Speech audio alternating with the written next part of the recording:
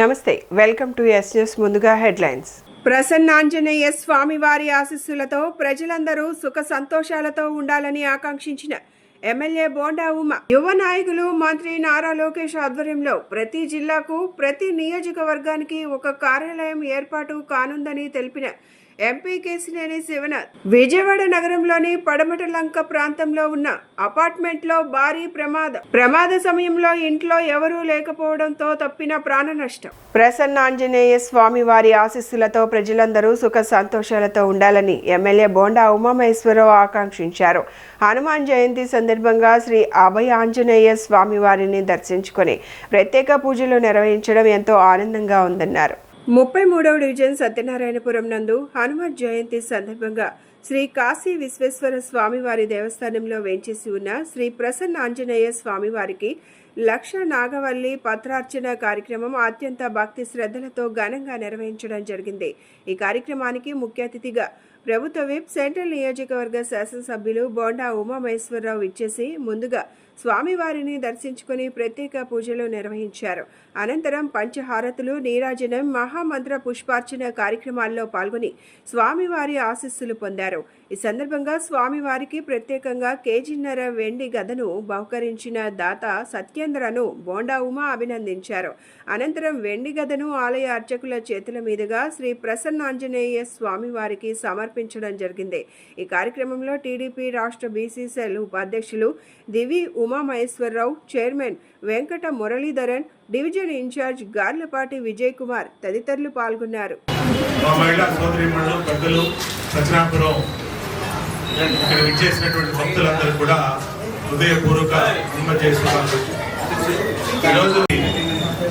జరుపుకుంటున్న సందర్భంలో ఆ శ్రీరాముల వారి ఆశీస్సులతో మన రాష్ట్రం, మనం అందరం కూడా బాగుండాలి. అందరికీ ఆయుర ఆరోగ్యాలతో అభయ ఆంజనేయ స్వామి ఆశీస్సులతో మనందరం బాగుండాలని ఆ స్వామివారిని ప్రార్థిస్తూ, ఇవాళ సత్యేంద్రనాథ్ గారు మన స్వామివారి హనుమత్ జయంతి సందర్భంగా వారి నాన్నగారి చేతుల మీదుగా మరి ఆంజనేయ స్వామి వారికి వెండి గదని స్వామివారి ఆశీస్సులతో బహుకరించారు. వారిని నియోజకవర్గ శాసనసభ్యుడిగా హృదయపూర్వకంగా వారికి కృతజ్ఞతలు తెలియజేస్తూ ఉన్నాం. అలాగే గుడికి చాలా మంది ఇప్పటికీ ఈ కమిటీ ఏర్పడినాక పేర్ల మురళి, అలాగే మన పివిఆర్, దివి ఉమామహేశ్వరరావు, కృష్ణప్రసాద్, ఈశ్వరి, ఇంకా మన రమణ, ఇంకా అరుణ్ కుమార్, జయశర్మ, వీళ్ళందరూ ఆధ్వర్యంలో కమిటీ ఏర్పడినాక ప్రతిరోజు మీరు చూస్తున్నారు, ప్రతి వారానికో నెలకో ప్రతి పండగకో ఈ గుడి అభివృద్ధి చెందుతూ ఉంది నిరంతరం కూడా. మొన్ననే ఈ మనం నుంచున్న గ్రానైట్ని స్థానిక పెద్దలు సహకారంతో, గవర్నర్ల సహకారంతో ఏర్పాటు చేసి వెనకాలంతా బ్రహ్మాండంగా స్టీల్ బెంచ్లు అన్నీ కూడా ఏర్పాటు చేయడం జరిగింది. అలాగే లోపల దేవుడి విగ్రహాలకు కూడా అనేకమైన అభివృద్ధి కార్యక్రమాలు, అలంకరణ కార్యక్రమాలు చేపట్టడం జరిగింది. నిత్యం భక్తులు సహకరిస్తూ ఉన్నారు. దాన్ని పూర్తి పారదర్శకంగా ఎండోమెంట్స్ డిపార్ట్మెంట్ ఆధ్వర్యంలో నిరంతరం కూడా ఈ గుడి అభివృద్ధికి అన్ని కార్యక్రమాలు చేపడుతూ ఉన్నాం. ఇలాంటి సందర్భంలో భక్తులు మరింతగా ముందుకు వస్తూ ఉన్నారు. వారందరి సహకారంతో ఖచ్చితంగా దీన్ని ప్రత్యేకమైనటువంటి క్షేత్రంగా, దేవాలయంగా తీర్చిదిద్దడంలో అందరం కూడా అందరి సహకారంతో కలిసి తెలియజేసుకుంటూ మరొకసారి ఇక్కడ విచ్చేసిన అందరికీ కూడా హృదయపూర్వక హనుమత్ జయంతి శుభాకాంక్షలు. నిరంతరం కూడా అభివృద్ధి కొనసాగిస్తామని తెలియజేస్తూ సెలవు తీసుకుంటాం. యువ నాయకులు మంత్రి నారా లోకేష్ ఆధ్వర్యంలో ప్రతి జిల్లాకు, ప్రతి నియోజకవర్గానికి ఒక కార్యాలయం ఏర్పాటు కానుందని ఎంపీ కేశినేని శివనాథ్ అన్నారు. అధికార పక్షంలో ఉన్న, ప్రతి పక్షంలో ఉన్న తాము ప్రజల చెంతనే ఉన్నామని చెప్పారు. విజయవాడ తూర్పు నియోజకవర్గ పరిధిలోని 14వ డివిజన్లో తెలుగుదేశం పార్టీ నూతన కార్యాలయాన్ని MP Kesineni Sivanath, MLA Gadde Rammohan Rao, TDP నేత బొప్పన భవకుమార్లు కలిసి ప్రారంభించారు. ఈ సందర్భంగా ఎంపీ కేశినేని శివనాథ్ మాట్లాడుతూ, పాత కొత్త తరాల కలయికతో ఈ కార్యాలయం ప్రారంభం కావడం శుభ పరిణామమన్నారు. నారా లోకేష్ నేతృత్వంలో ప్రతి నియోజకవర్గంలోనూ ఇలాంటి కార్యాలయాలు ఏర్పాటు కానున్నాయని తెలిపారు. టీడీపీ నాయకులు అధికారంలో ఉన్న ప్రతిపక్షంలో ఉన్నా ఎప్పుడూ ప్రజల పక్షానే ఉంటారని, చంద్రబాబు నాయుడు అభివృద్ధిని ప్రజల భాగస్వామ్యంతోనే ముందుకు తీసుకెళ్తున్నారని కొనియాడారు. ఎమ్మెల్యే గద్దె రామ్మోహన్ రావు మాట్లాడుతూ హైదరాబాద్ అభివృద్ధిలో చంద్రబాబు పాత్రను గుర్తు చేస్తూ రాష్ట్రంలో ప్రశాంతత, అభివృద్ధిని ఆకాంక్షించే పార్టీ టీడీపీ అని పేర్కొన్నారు. అనంతరం డివిజన్ అధ్యక్షుడు కర్ణ రమేష్ మాట్లాడుతూ స్థానిక సమస్యల పరిష్కారం కోసం ప్రజలు ఎప్పుడైనా కార్యాలయానికి రావచ్చని కోరారు. ఈ కార్యక్రమంలో భాగంగా పారిశుద్ధ కార్మికులకు చీరలను పంపిణీ చేశారు. పార్టీ అనే నామకరణం శాశ్వతం చేసుకున్న ఆ పార్టీకి మనం తెలుగుదేశం మనకు నారా చంద్రబాబు నాయుడు గారు, అంతకుముందు నందమూరి తారక రామారావు గారు, ఈ రోజున లోకేష్ బాబు గారు, వీళ్ళందరి యొక్క సూచనలు సలహాలు నిరంతరం సేవతో పాటు శాంతియుతమైన వాతావరణంలో ప్రాంతాలన్నీ ఉండాలి. అప్పుడే అభివృద్ధికి పునాదులు ఏర్పడతాయని వారు చెప్పిన సూచన. ఈ డివిజన్లో రమేష్ నాయకత్వంలో కొత్త తరం, పాత తరం తెలుగుదేశం పార్టీని మనం చూస్తే మొన్నే వర్కింగ్ ప్రెసిడెంట్ కింద నారా లోకేష్ గారు, ముఖ్యమంత్రి చంద్రబాబు నాయుడు గారి ఆధ్వర్యంలో కొత్త తరం, పాత తరంకి మళ్ళీ మేలు కలయిక ఏ విధంగా ఉందో ఈ డివిజన్లో బద్రి మిగతా సీనియర్ నాయకులందరి ఆధ్వర్యంలో కార్యాలయం ప్రారంభించుకోవడం చాలా ఆనందంగా ఉంది. నిజంగా కంగ్రాచులేషన్స్ మరొకసారి తెలియజేసుకుంటున్నాం. ఇవాళ నారా లోకేష్ గారి ఆధ్వర్యంలో ప్రతి జిల్లాకి ఒక కార్యాలయం, తెలుగుదేశం పార్టీ కార్యాలయం, సొంత కార్యాలయం ఏర్పాటు కాబోతుంది. ప్రతి నియోజకవర్గానికి కూడా వారు ప్రణాళికలు రచించారు. తప్పకుండా ప్రతి నియోజకవర్గంలో కూడా ఒక ఆఫీసు ఉండబోతుంది. అదేవిధంగా ఇక్కడ డివిజన్లో ఆఫీసులు ప్రారంభించడం, అది తెలుగుదేశం నాయకులకి కార్యకర్తలకు ఉన్న చిత్తశుద్ధి. ప్రజలు అధికారంలో ఉన్నా, ప్రతిపక్షంలో ఉన్నప్పుడు ప్రజా సమస్యల మీద మా నాయకులు పోరాడారు. అధికారంలోకి వచ్చినాక ప్రజా సమస్యల్ని పరిష్కరించడంలో వారు పోరాడుతూ ఉంటారు. ఎప్పుడూ కూడా అధికారంలో ఉన్న, ప్రతిపక్షంలో ఉన్న ప్రజల చెంత ఉండటమే తెలుగుదేశం నాయకులు, కార్యకర్తల యొక్క ముఖ్య ఉద్దేశం. కాబట్టి ఇవాళ ప్రజలందరూ కూడా ఇవాళ ఒక పండగ, ఆనందకరమైన వాతావరణంలో ఉంటే మనం, ఎందుకంటే మన నాయకులు చూసాం, గతంలో పరిపాలించిన ఒక్క కార్యకర్త నాయకుడు కూడా ప్రజల దగ్గరికి వెళ్ళేవాళ్ళు కాదు. కానీ గౌరవ ముఖ్యమంత్రి చంద్రబాబు నాయుడు గారు ఒక సంక్షేమం కార్యక్రమం వచ్చినా, ఒక అభివృద్ధి కార్యక్రమం వచ్చినా కార్యకర్తలతోనే చేపిస్తున్నారు. మనం చూసాం 1వ తారీఖు పెన్షన్ కూడా కార్యకర్తలు, నాయకులు ఇమ్మని సీరియస్గా ఆయన చెప్తున్నాం జరిగింది. కాబట్టి అన్ని కార్యక్రమాలు ప్రజల వద్దకు తీసుకెళ్లే ఏకైక ఘనత ఉన్న పార్టీ ఏదన్నా ఉందంటే కోటి సభ్యత్వాలున్న నా తెలుగుదేశం కుటుంబంగా చెప్పుకుంటాను. నేను గర్వంగా ఫీల్ అవుతాను. తప్పకుండా కూటమి ప్రభుత్వం అధికారంలోకి వచ్చింది. కూటమి ప్రభుత్వం అధికారంలోకి వచ్చినాక ఏ పార్టీ ఆఫీస్ ఓపెన్ అయినా, జనసేన ఆఫీస్ ఓపెన్ అయినా, బీజేపీ పార్టీ ఆఫీస్ ఓపెన్ అయినా 3 పార్టీలు చక్కగా సమన్వయం చేసుకుని ముందుకు వెళ్తున్నాయి.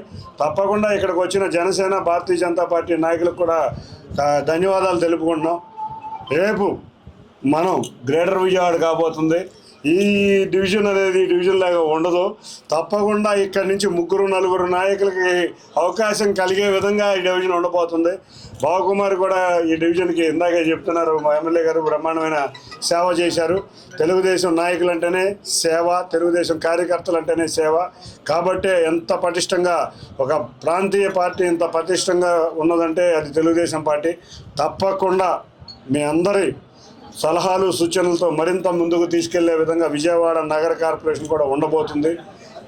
మేమందరం ఎమ్మెల్యేలో మేమందరం కూడా చంద్రబాబు నాయుడు గారికి పదే ఇక్కడ చాలా పలు సమస్యల గురించి చెప్పాం. రేపు కృష్ణలంక నుంచి రామలింగేశ్వర నగర్ వరకు కట్టగా మన యనమల కుదురు వరకు కూడా కృష్ణలంక రెండేపులా కట్ట పెట్టి ఆ వాకింగ్ ట్రాక్లు అవి కూడా డెవలప్ చేయాలని మేము కోరటం జరిగింది. రైతులకు ఎల్లప్పుడూ అండగా ఉంటున్న ప్రభుత్వం తమదని మంత్రి నాదెండ్ల మనోహర్ స్పష్టం చేశారు. గత ప్రభుత్వంలో రైతులకు అనేక ఇబ్బందులకు గురయ్యారని, ప్రస్తుత ప్రభుత్వంలో రైతుల కోసం సీఎం చంద్రబాబు, ఉప ముఖ్యమంత్రి పవన్ కళ్యాణ్ అనేక సంస్కరణలు తీసుకొచ్చారని స్పష్టం చేశారు. రాష్ట్రంలో గందరగోళం సృష్టించాలని వైసీపీ అనేక అభూత కల్పనలు ప్రచారం చేస్తుందని విమర్శలు గుప్పించారు. కానూరులో పౌర సరఫరాల శాఖ మంత్రి నాదెండ్ల మనోహర్ మీడియా సమావేశం నిర్వహించారు. ఈ సందర్భంగా ఆయన మాట్లాడుతూ రాష్ట్రంలో కూటమి ప్రభుత్వం ఏర్పడిన తరువాత రైతులకు మంచి జరుగుతుందన్నారు. గత ప్రభుత్వ హయాంలో రైతులు అనేక కష్టాలకు గురయ్యారని, వ్యవస్థలను నిర్వీర్యం చేసిన అంశాలను గుర్తించి సీఎం, డిప్యూటీ సీఎంలు అనేక సంస్కరణలు తీసుకొచ్చారన్నారు.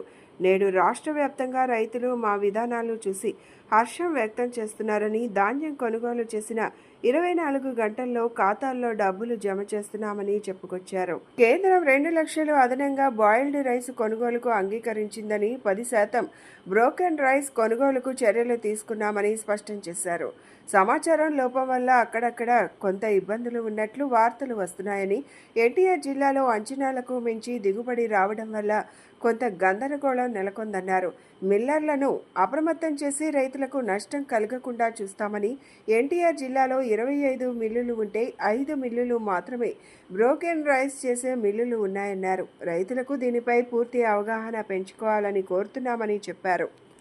రాష్ట్రంలో కూటమి ప్రభుత్వం ఏర్పడిన తర్వాత రైతాంగం ఏ విధంగా గత ప్రభుత్వ హయాంలో అనేక కష్టాలకు గురయ్యారో, ఏ విధంగా వ్యవస్థను నిర్వీర్యం చేసి క్షేత్రస్థాయిలో సామాన్యులకి, రైతాంగానికి తీవ్రమైన ఇబ్బంది కలిగించారో వీటిని గుర్తించి గౌరవ ముఖ్యమంత్రి గారు చంద్రబాబు నాయుడు గారు, అదేవిధంగా గౌరవ ఉప ముఖ్యమంత్రి గారు పవన్ కళ్యాణ్ గారి నాయకత్వంలో అనేక సంస్కరణలు మా పౌర సరఫరాల శాఖ నుంచి, అదేవిధంగా మా సివిల్ సప్లైస్ కార్పొరేషన్ నుంచి ధాన్యం కొనుగోలు విషయంలో మేము తీసుకొచ్చాం. ముఖ్యంగా రాష్ట్ర వ్యాప్తంగా ఈరోజు రైతులందరూ కూడా హర్షించేది, ఆశీర్వదించేది ఏ విధంగా ధాన్యం కొనుగోలు చేసిన తర్వాత 24 గంటల్లోనే డబ్బులు వాళ్ళ ఖాతాలో జమ అవుతున్నాయో వాళ్ళందరూ కూడా స్వయంగా చూసి ఆశ్చర్యపోయే విధంగా ఈ కార్యక్రమాన్ని ప్రజల్లోకి తీసుకెళ్ళాం. దాంతో సరిపెట్టుకోలేదు, మా అంతటే మేమే వీలైనంత త్వరలో రైతాంగానికి పారదర్శకంగా, నిజాయితీగా ఈ కార్యక్రమాన్ని వాళ్ళకి అందుబాటులో తీసుకొచ్చే విధంగా చేద్దామని మిల్లర్లు క్షేత్రస్థాయిలో ప్రభుత్వ వారధులుగా నిలబడి రైతాంగానికి ఎక్కడ కూడా ఇబ్బంది కలగకూడదని మేము గత ప్రభుత్వం చేసిన కొన్ని పొరపాట్లని సర్దిద్దుకుంటూ ముందుకొచ్చాం.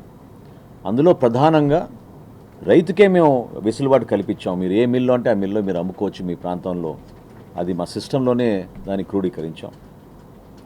అదేవిధంగా ఆ జిల్లా వరకు ఒకవేళ మూమెంట్ కావాలంటే స్థానికంగా ఉన్న మిల్స్ ఒక్కొక్కసారి కొన్ని జిల్లాల్లో ఆ స్థాయిలో ఉండకపోవచ్చు, పక్క జిల్లా నుంచి కూడా వాళ్ళకి ఆ వెసులుబాటు కల్పించే విధంగా రైతు కష్టం కల్పించకూడదనే ఉద్దేశంతో మేము ఆ సంస్కరణ కూడా తీసుకొచ్చాం. వీటితో పాటు ఈ కేవైసీ తూచా తప్పకుండా చేసి రైతు ఖాతాలోనే డబ్బులు జమ చేసే విధంగా ఒక సంస్కరణ తీసుకొచ్చాం.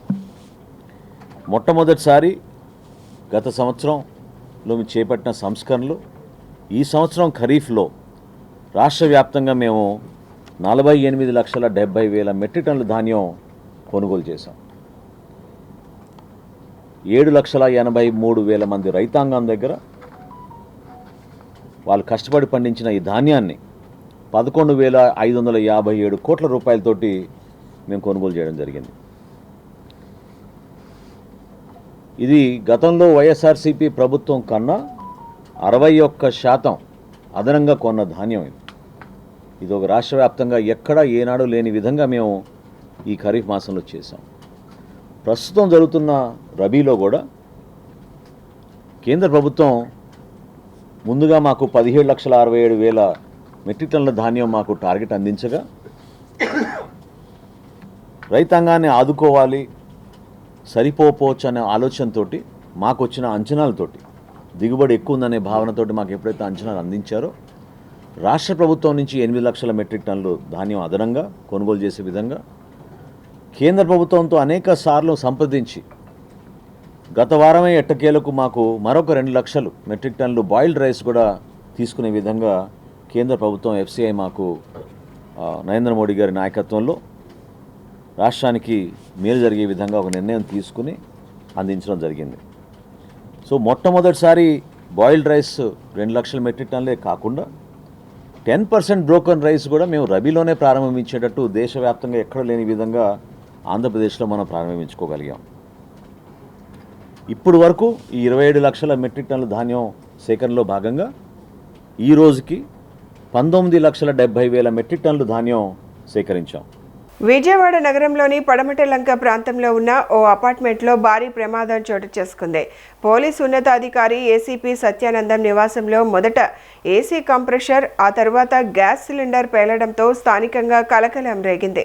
ప్రమాద సమయంలో ఇంట్లో ఎవరూ లేకపోవడంతో పెను ప్రాణ నష్టం తప్పింది. అయితే పేలుడు దాటికి ఎగిరి వచ్చిన రాయి తగిలి ఓ వ్యక్తి తీవ్రంగా గాయపడ్డారు.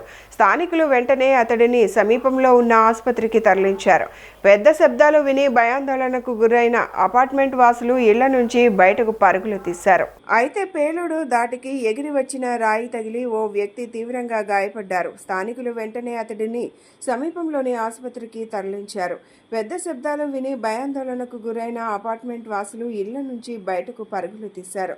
సమాచారం అందుకున్న పోలీసులు, అగ్నిమాపక సిబ్బంది ఘటనా స్థలానికి చేరుకొని పరిస్థితిని సమీక్షించారు. ఏసీ కంప్రెషన్లో సాంకేతిక లోపం కారణంగానే ఈ ప్రమాదం జరిగి ఉండవచ్చని ప్రాథమికంగా భావిస్తున్నారు. ఈ ఘటనపై పోలీసులు దర్యాప్తు చేస్తున్నారు. విజయవాడ ఇంద్రకీలాద్రిపై హనుమాన్ జయంతి వేడుకలు అత్యంత వైభవంగా భక్తి శ్రద్ధలతో జరిగాయి. భక్తుల సమక్షంలో స్వామివారికి శాస్త్రోక్తంగా అభిషేకాలు మరియు నాగవల్లి దళార్చన కన్నుల పండుగగా జరిగింది. రంగురంగుల పుష్పాలంకరణల మధ్య భక్తులు స్వామివారిని దర్శించుకోవడంతో ఇంద్రకీలాద్రి హనుమ నామస్మరణతో మారుమోగింది. విజయవాడ ఇంద్రకీలాద్రిపై శ్రీ దుర్గా మల్లేశ్వర స్వామివారి దేవస్థానంలో హనుమ జయంతి వేడుకలు అత్యంత వైభవంగా భక్తి శ్రద్ధలతో పూర్తయ్యాయి. వైదిక కమిటీ సూచనల మేరకు ఘాట్ రోడ్లోని శ్రీ అభయ ఆంజనేయ స్వామి ప్రధాన ఆలయ ప్రాంగణంలోని క్షేత్ర పాలక ఆంజనేయ స్వామి మరియు మెట్ల మార్గంలోని స్వామివారి ఆలయాల్లో ఉదయం 6 గంటల నుండే ప్రత్యేక కార్యక్రమాలు ప్రారంభమయ్యాయి. రంగురంగుల పుష్పాలతో శోభాయమానంగా అలంకరించిన ఆలయాల్లో వేలాది మంది భక్తులు స్వామివారిని దర్శించుకొని తీర్థ ప్రసాదాలు స్వీకరించారు. ఈ వేడుకల్లో దేవస్థాన పాలక మండలి అధ్యక్షులు బొర్రా రాధాకృష్ణ, కార్యనిర్వహణాధికారి సీనా నాయక్ సతీ సమేతంగా పాల్గొని స్వామివారికి ప్రత్యేక పూజలు నిర్వహించారు. వారితో పాటు దేవస్థాన ధర్మకర్తల మండలి సభ్యులు కూడా ఈ పూజా కార్యక్రమాల్లో పాల్గొన్నారు. ఈ సందర్భంగా చైర్మన్ మరియు ఈఓ భక్తులకు కల్పించిన ఏర్పాట్లను పర్యవేక్షించి స్వామివారి కృప అందరికీ కలగాలని ఆకాంక్షించారు. జై భారత్ భక్త సమాజం సేవాదళ ఆధ్వర్యంలో శ్రీ అభయ ఆంజనేయ స్వామి వారి జయంతి మహోత్సవం సింగినగర్ ఆంధ్ర పత్రికా కాలనీ 3 రోడ్ల సెంటర్లో ఘనంగా నిర్వహించారు. ఆంజనేయ స్వామికి విశేష పూజలు చేశారు. అనంతరం భక్తులకు ప్రసాదాలు పంపిణీ చేశారు. జై భారత్ భక్త సమాజం సేవాదళ ఆధ్వర్యంలో శ్రీ అభయ ఆంజనేయ స్వామివారి జయంతి మహోత్సవం సింగినగర్ ఆంధ్ర పత్రికా కాలనీ 3 రోడ్ల సెంటర్లో ఘనంగా నిర్వహించారు. ఆంజనేయ స్వామికి విశేష పూజలు చేశారు. అనంతరం భక్తులకు ప్రసాదాలు పంపిణీ చేశారు. ఈ సందర్భంగా పులప రమణ మాట్లాడుతూ జై భారత్ భక్త సమాజం సేవాదళ ఆధ్వర్యంలో ప్రతి సంవత్సరం హనుమాన్ జయంతి కార్యక్రమాన్ని నిర్వహిస్తున్నామని అన్నారు. గత 36 రోజుల నుంచి మజ్జిగ పంపిణీ చేస్తున్నామని, రేడియేటర్లు, బిల్డర్స్, డీలర్స్ అందరి సహకారంతో మజ్జిగ పంపిణీ, వినాయక చవితి, శ్రీరామనవమి, హనుమత్ జయంతి వేడుకలను నిర్వహిస్తున్నామని చెప్పారు. అనేక సేవా కార్యక్రమాలు కూడా చేస్తున్నట్లు తెలిపారు. ఈరోజు హనుమాన్ జయంతి సందర్భంగా 3 రోడ్ల సెంటర్లో భక్త మత సమాజ సేవలో ఎప్పుడు కార్యక్రమం 10 సంవత్సరం జరిగినట్టు కూడా ఈ సంవత్సరం జరుగుతుంది. అలాగే నిత్యం 2 నెలల నుంచి మధ్య పంపిణీ కూడా జరుగుతుంది. ఈ కార్యక్రమానికి జయప్రదం చేసి అందరూ రావాలని కోరుతున్నాము. ఈ కార్యక్రమానికి ఇచ్చేసిన భక్తులందరికీ చాలా విజ్ఞప్తి, ఇలాగే ప్రతి సంవత్సరం జై హనుమాన్ కానీ, తర్వాత ఎండాకాలం మధ్య కానీ, లేకపోతే ప్రతి సంవత్సరం వినాయక చవితి కానీ గ్రాండ్గా చేస్తామని చెప్పి కోరుచున్నాం. ప్రజలందరికీ, నగర ప్రజలందరికీ హనుమాన్ జయంతి శుభాకాంక్షలు. మేము ప్రతి సంవత్సరం జై భారత్ భక్త సమాజం తరఫున హనుమాన్ జయంతి కార్యక్రమం చేస్తున్నాం. 3 రోడ్ల సెంటర్ ఆంధ్ర పత్రికా కాలనీ సింగనగర్ అండి. అలాగే గత 36 రోజుల నుంచి మజ్జిగ పంపిణీ కార్యక్రమం కూడా చేయడం జరుగుతుంది. అలాగే ఈ కార్యక్రమానికి ప్రతి ఒక్కరు సపోర్ట్ చేసి, డీలర్లు కానీ, బిల్డర్లు కానీ, మీడియేటర్లు కానీ అందరూ సపోర్ట్తో రంగరంగ వైభవంగా మజ్జిగ పంపిణీ కానీ, వినాయక చవితి కానీ, శ్రీరామనవమి కానీ, హనుమాన్ జయంతి కానీ ఇలా సేవా కార్యక్రమాలు చేసుకుంటూ జై భారత్ భక్త సమాజం తరఫున మీ అందరికీ సహకరిస్తున్న మీ అందరికీ భక్తులందరికీ మనస్ఫూర్తిగా నమస్కరిస్తున్నామండి. Thank you very much. ఈరోజు పూజ చేసి హనుమాన్ జయంతి పూజా కార్యక్రమాలు చేసి తీర్థప్రసాదములు పంచడం జరుగుతున్నది. కావున 50 మందులు ఇచ్చేసి ఈ స్వామివారి కృపకు పాత్రలు కాగలరని కోరుచున్నాం. వాహనదారులందరూ ట్రాఫిక్ రూల్స్ తప్పనిసరిగా పాటించాలని, ట్రాఫిక్ నిబంధనలకు విరుద్ధంగా వాహనాలు నడిపితే కఠిన చర్యలు తప్పవని 3వ traffic police station RSI Kumar హెచ్చరించారు. వాహనదారులను ఉద్దేశించి ఆయన మాట్లాడుతూ one way violation, signal jumping, cell phone driving వంటివి మానుకోవాలని సూచించారు. వాహనదారుల కోసం ప్రభుత్వం ఈ మధ్యకాలంలో కొన్ని హెచ్చరికలు జారీ చేసిందని, వన్ వే వైలేషన్ చేసినా, వన్ వేలో వచ్చి యాక్సిడెంట్ చేసినా కఠిన చర్యలు ఉంటాయని చెప్పుకొచ్చారు. అటువంటి సందర్భాల్లో జరిమానాలతో పాటు జైలు శిక్ష విధించే అవకాశం కలదని హెచ్చరించారు. వన్ వే వైలేషన్ చేయడం వల్ల కుటుంబం రోడ్డున పడే అవకాశం ఉందని, ప్రమాదవశాత్తు కుటుంబం మిమ్మల్ని కోల్పోయే అవకాశం కూడా ఉందని హెచ్చరించారు. ఎవరూ కూడా ట్రాఫిక్ రూల్స్ విరుద్ధంగా ప్రవర్తించొద్దని, వాహనాలను విచ్చలవిడిగా నడపవద్దని ఆయన విజ్ఞప్తి చేశారు. వాహనదారులందరికీ ముఖ్య గమనిక, one way violation, signal jumping, cell phone driving ఏవి చేయొద్దనేసి అందరికీ మనవండి. అదేవిధంగా గవర్నమెంట్ తరపు నుంచి కూడా చాలా పెద్ద హెచ్చరిక ఈ మధ్యన మనకి రిలీజ్ అయింది. మీరు వన్ వే వైలేషన్లో కనుక వచ్చి ఏదైనా యాక్సిడెంట్ చేసినా కానీ, లేదా వన్ వే వైలేషన్ చేసినా కానీ వాటికి చాలా కఠినమైన చర్యలు తీసుకొని పడతాయి. ఇన్ కేసు ఒకవేళ యాక్సిడెంట్ అయితే కనుక మీకు జరిమానాతో పాటు జైలు శిక్ష పడే అవకాశం కూడా ఉంది. దయచేసి మీరు అందరూ కూడా వన్ వే వైలేషన్ చేయొద్దు. వన్ వే వైలేషన్ చేయడం వల్ల జరిగే ప్రమాదాలు, ఒక కుటుంబం రోడ్డు పాలైపోవచ్చు, అంధకారంలో నెట్టబడవచ్చు. అదేవిధంగా మీకు పెద్ద గాయాలు అయితే కనుక జీవితాంతం కూడా మీకు అంగవైకల్యం వచ్చే అవకాశం ఉంది, లేకపోతే కనుక ప్రాణాపాయం జరిగే అవకాశం ఉంది. దయచేసి అందరికీ ఒకటే విన్నపం, మీరు ట్రాఫిక్ రూల్ పాటించండి, అందరూ కూడా సవ్యంగా ఇంటికి చేరుకోండి. Thank you. బులెటిన్ ముగించే ముందు హెడ్లైన్స్ మరొకసారి. ప్రసన్నాంజనేయ స్వామి వారి ఆశీస్సులతో ప్రజలందరూ సుఖ సంతోషాలతో ఉండాలని ఆకాంక్షించిన ఎమ్మెల్యే బోండా ఉమ, యువ నాయకులు మంత్రి నారా లోకేష్ ఆధ్వర్యంలో ప్రతి జిల్లాకు, ప్రతి నియోజకవర్గానికి ఒక కార్యాలయం ఏర్పాటు కానుందని తెలిపిన ఎంపీ కేశినేని శివనాథ్, విజయవాడ నగరంలోని పడమట లంక ప్రాంతంలో ఉన్న అపార్ట్మెంట్లో భారీ ప్రమాద సమయంలో ఇంట్లో ఎవరూ లేకపోవడంతో తప్పిన ప్రాణ నష్టం. ఇవి ఈనాటి బులెటిన్ అప్డేట్స్. కీప్ వాచింగ్ యాస్ న్యూస్.